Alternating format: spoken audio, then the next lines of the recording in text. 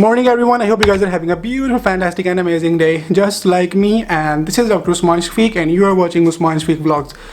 And in this video we are going to talk about Ireland pathway for Pakistani and Indian students, because I have been getting a lot of requests from my juniors and all of my colleagues and all of my followers on Instagram and YouTube. So I think that was mandatory for me to make the video on this topic, because in last couple of years in Pakistan the situation of doctors is getting worse and worse. And आप लोगों को पता है कि जो बंदा भी किसी करियर को जब चूज़ करता है ना, उसके कुछ ख्वाब होते हैं, कुछ ड्रीम्स होते हैं। मैंने CSS ऑफिसर बनना है तो मेरा एक जो है ना एक थ्रेश होल्ड होगा कुछ चीज़ों का, और कुछ काइंड ऑफ विशेज़ का कि यार ये करने के बाद मुझे ये मिलेगा। जब इंसान किसी चीज़ को देखता है ना, ठीक है, उसके लिए वो आइडियलाइज़ करता है चीज़ों को, भाई ये इस चीज़ तक पहुँचने के लिए मुझे पहले ये करना है, जब मैं ये कर लूँगा फिर मुझे ये मिलेगा। ठीक है, same goes for doctors and I think same goes for every other profession. अब हम लोगों को लगता है कि हम डॉक्टर्स बन जाएंगे तो हम लोगों को ये मिलेगा, हम लोगों को ये मिलेगा, लेकिन जब आप डॉक्टर्स बन जाते हो ना, उसके बाद जब आपको वो डिज़ायर्ड एंड रिक्वायर्ड एंड वो चीज़ें जो आपने विश की होती हैं वो आपको ऑन द टाइम नहीं मिलती। पहली बात तो मिलती नहीं है, लेकिन जब आपको ऑन द टाइम नहीं मिलती तो फिर आपके लिए मसले होते हैं। आपको मैं एग्जांपल देता हूँ। मेरी बात कर लो, आप किसी भी FMJ की बात कर लो, किसी भी लोकल प्राइवेट डॉक्टर की बात कर लो, उनको ये होता है कि भाई हम डॉक्टर बन जाएंगे, साथ ही हमारी मतलब लाइफ सेटल हो जाएगी, जॉब हो जाएगी, ये हो जाएगा, वो हो जाएगा, ऐसे हो जाएगा, वैसे हो जाएगा। And most of us are like mediocres who do not have family background of being doctors, क्योंकि हम लोगों को सही तरीके से गाइडेंस नहीं मिलती है। ठीक है, out of like you can say 100% only 5 to 10% students are like from doctors background. उनको पता होता है कि भाई मैंने जब डॉक्टर बन जाना है, मैंने ये करना है, मैंने USMLE करना है, मैंने ये करना है, मैंने वैसे करना है, इधर जाना है, इधर जाना है, उधर जाना है, तो उनको पता होता है। लेकिन मोस्ट ऑफ ऑल लाइक हम लोगों को पता नहीं होता है इन चीज़ों का। तो इसलिए जब आप लोग डॉक्टर्स बन जाते हो और फिर पाकिस्तान में आपको और इंडिया में जब आपको रियलिटी स्ट्रक करती है ना, तो फिर आप कहते हो भाई ये हमारे साथ क्या हो गया, प्रोग्राम तो बढ़ गया ना, फिर ये वाला हिसाब हो जाता है आपके साथ। तो इस वीडियो में हम लोग जो आयरलैंड की बात करने वाले हैं कि भाई, और आप लोगों को पता होना चाहिए कि like how many opportunities and kind of options do you have in your pockets to go for. और आई थिंक आप लोगों को ना हर चीज़ का पता होना चाहिए कि आज मैं ये करूँगा, कल मुझे इधर जाना पड़ेगा। It's never too late. अगर आप लोग डॉक्टर्स बन गए हो, आप लोग हाउस जॉब कर रहे हो, उसके बाद अगर आपके पास पैसे हैं नहीं हैं तो आपने हिम्मत नहीं हारनी, सबसे पहली बात है। ठीक है, आप लोगों ने बस सोचते रहना है, लेकिन जब आपने सोच लिया कि मैंने इसके बाद ये करना है तो फिर आपने वो करना है। ठीक है, just make a decision and just stand by it like a man, simple is that. आपने चूज़ कर लिया, उसके बाद भटक के किसी और की बात सुन के उधर नहीं चले जाना। अगर मेरी ये वीडियो देखने से पहले आपने कुछ और डिसाइड किया और आप लोग वो कर रहे हो और आप लोग in middle of the way हो, तो आप लोग वही करो, इसके पीछे ना पड़ जाना। ठीक है, ये वीडियो मैं उनके लिए बना रहा हूँ जो कि नए एस्पायरेंट्स होंगे, जिनको अभी नहीं पता, और वो इसको चूज़ कर सकते हैं। ठीक है, तो आयरलैंड के लिए सबसे पहले तो आपको बेसिक जो है ना वो डॉक्यूमेंट्स चाहिए। आपको पासपोर्ट चाहिए, उसके बाद आपको पासपोर्ट साइज पिक्चर चाहिए, आपको एक पुलिस करेक्टर सर्टिफिकेट चाहिए, उसके बाद फिजिकल हेल्थ फॉर्म आपको चाहिए, एंड मोस्ट इंपॉर्टेंटली आपको जो है ना आपको एक डॉक्टर MBBS की डिग्री चाहिए, मोस्ट इंपॉर्टेंटली। ठीक है, आपकी डिग्री भी हो गई, उसके बाद आपकी ट्रांसक्रिप्ट्स हो गई, उसके बाद एक और मोस्ट इंपॉर्टेंट जो डॉक्यूमेंट आपके लिए IELTS और OET आपको रिक्वायर्ड है। ठीक है, ये आपको लाजमी चाहिए, क्योंकि इसके बगैर आप लोग अप्लाई नहीं कर सकते। दूसरी बड़ी बात, आपको हाउस जॉब रिक्वायर्ड है इसके लिए, most important.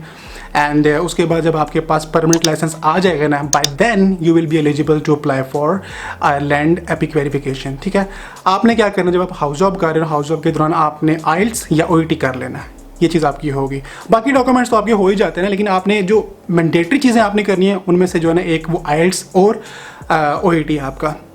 During house job just get over with this IELTS और OET, एंड उसके बाद जैसे ही आपकी हाउस जॉब कंप्लीट हो, आप अपनी परमानेंट जो आपका लाइसेंस होगा उसके लिए अप्लाई कर लो, आपको वो मिल गया। उसके बाद आपने जो है अपना एपिक अकाउंट वेरिफिकेशन जो होती है ना, एपिक अकाउंट आपने वो बना लेना है। आपने बनाया एपिक अकाउंट, उसके बाद आपने, एक होता है हाउस जॉब सर्टिफिकेट, एक होता है good standing certificate from PMDC, वो हाउस जॉब के 2 या 3 महीने बाद मिलता है, आपने वो लेना है। जब आपको वो मिल गया, then you need to apply for EPIC verification. ठीक है, आपकी एपिक वेरिफिकेशन के लिए डॉक्यूमेंट्स हैं वो चले गए। ये आयरलैंड की जो मतलब मेन वेबसाइट है, वहाँ से मैं आपको सारा कुछ जो है ना उठा के तो बता रहा हूँ। जो डॉक्यूमेंट्स आपको चाहिए होंगे वो मैं आपको नीचे डिस्क्रिप्शन में बता दूंगा डिटेल के तौर पे भी। आपका एपिक अकाउंट जो है ना वो बन गया। उसके बाद क्या होगा, आपकी वेरिफिकेशन के लिए स्टेप 2 पे वो आपको ना एक फॉर्मेलिटी के तौर पर आपको सिर्फ कॉल करेंगे वीडियो लिंक के थ्रू। ठीक है, पहले आपको मेल करेंगे और आपके साथ ना वीडियो कॉल पे जो है ना वो टाइम सेट कर लेंगे for this kind of interview नहीं होता, जस्ट वो ये होता है कि भाई ये आपका पासपोर्ट है, ये आपका ये पिक्चर है, ये आपका जो है ना ये OET है, ये आपका ऐसे है, ये ऐसे है। तो ये बस सिंपल सा होता है, स्टेप 2 भी हो गया। उसके बाद मेन चीज़ होती है स्टेप 3। उसके लिए आपको क्या करना होता है, आपने जो है ना सिर्फ थोड़ा सा वेट करना है, क्योंकि यूनिवर्सिटी ने आपके जो डॉक्यूमेंट्स हैं ना उन सब की वेरिफिकेशन करनी होती है from your respective council, that is PMDC, and the other one is your university from where you are graduated, ठीक है।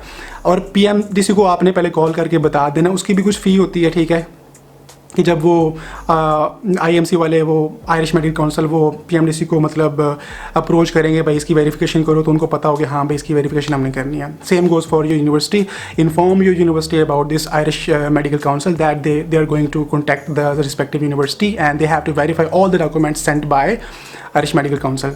ये 2 चीज़ें भी होगी, ठीक है। उसके बाद जो होता है ना, फिर आपने दोबारा से वेट करना है। जब वो वेरिफिकेशन हो जाएगी ना, तो ये चीज़ें आपके मतलब पॉकेट में आ गई। उसके बाद आपने वेट करना है और वो फिर आपको जो है ना वो मेल करेंगे कि हाँ भाई आपके जो है ना वो डॉक्यूमेंट्स की वेरिफिकेशन हो गई है।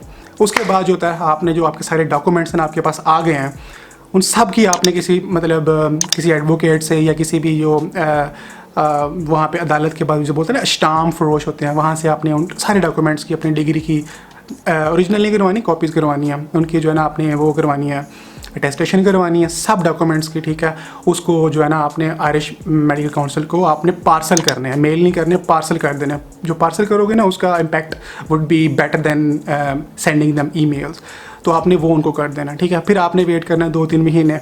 ये मतलब ये पूरा जो प्रोसेस है ना, ये कम से कम पहले जो लगता था लाइक 6-7 महीने, ठीक है, अब जो 1 साल से ऊपर भी जा रहा है, क्योंकि अब सैचुरेशन बहुत ज़्यादा हो गई है। As I told you in the beginning of the video, saturation बहुत ज़्यादा हो गई है। आपने उनको डॉक्यूमेंट्स अरसाल कर दिए, ठीक है, फिर वो उन तक पहुंच गए। फिर जो होता है ना उसके बाद 3-4 महीने बाद वो आपको बोलेंगे हाँ भाई you are done, you are verified and we are just dispatching you with our registration. वो रजिस्ट्रेशन आपको भेज देंगे। उसके बाद आपने फिर अपने लाइसेंस के लिए अप्लाई करना है, जो कि 1 साल का भी होता है, 2 साल का भी होता है, तो उसके लिए आपको पहले पे करना होता है। जब आपको लाइसेंस भी मिल गया ना, फिर आप जो आयरलैंड जा भी सकते हो उस डॉक्यूमेंट्स पे, पाकिस्तान रह के भी अप्लाई कर सकते हो, उधर जाके भी अप्लाई कर सकते हो, ठीक है। If you have like friends over there living in Ireland और any kind of relatives, just grab this opportunity, go there and just find the jobs at the doorstep of the hospitals. Just go by every hospital and apply the job, simple at it is. Pakistan में रह के chances are lesser, but if you go to Ireland and apply the jobs, I think you will have more opportunities to get the job. So this is how it's done. क्योंकि ये जो अब सारा scene है ना, ये अब 12 महीने तक चला गया। आपने सबसे पहले अप्लाई किया, आपको 3 महीने वो लग जाएंगे, सही है। उसके बाद एपिक वेरिफिकेशन हुई, 1-2 महीना उसके अंदर लग जाएगा। फिर दूसरा स्टेप आएगा, 1-2 महीना उसके अंदर लग जाएगा। मेन जो टाइम लगता है वो स्टेप 3 और 3 के बाद लगता है, सही है। जब वेरिफिकेशन होनी होती है ना, वो 3-4 महीने लग जाते हैं।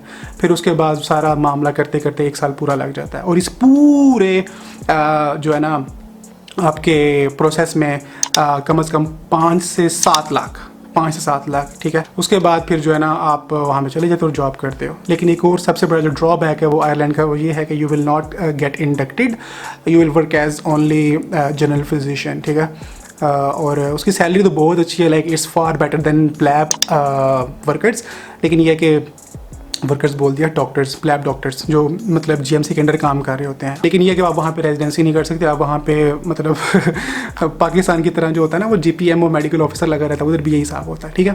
लेकिन आप लोग देख लो, if you want to go there and just get your life stable, and by that time आप 1-1.5 साल वहाँ पे गुजारो, and then look for MRCP and go for AMC। As I told you in the previous video that if you are if you're working in Irish Medical Council for like more than 1 year, then you will be exempted from AMC, Australian Medical Council। तो और बहुत pathway आपके लिए open हो जाएंगे, ठीक है। But first thing is to take first step, ठीक है। एक स्टेप पे खड़े हो गए, आप ऊपर देख रहे हो ना कि 10वें स्टेप पे कैसे जाना है, that is not going to work, step by step, ठीक है। So with that being said, inshallah, as always, I will catch you guys with the next video. And if you have more questions, please comment down in the comment section and let me know what kind of other videos that you want for this guidance, and I will let you know, guys, inshallah. And if you haven't subscribed this account and this channel, please consider subscribing and hit the bell icon so that you can get more videos on time. With that being said, inshallah, as always, I will catch you guys with the next vlog. Allah Hafiz. Bye.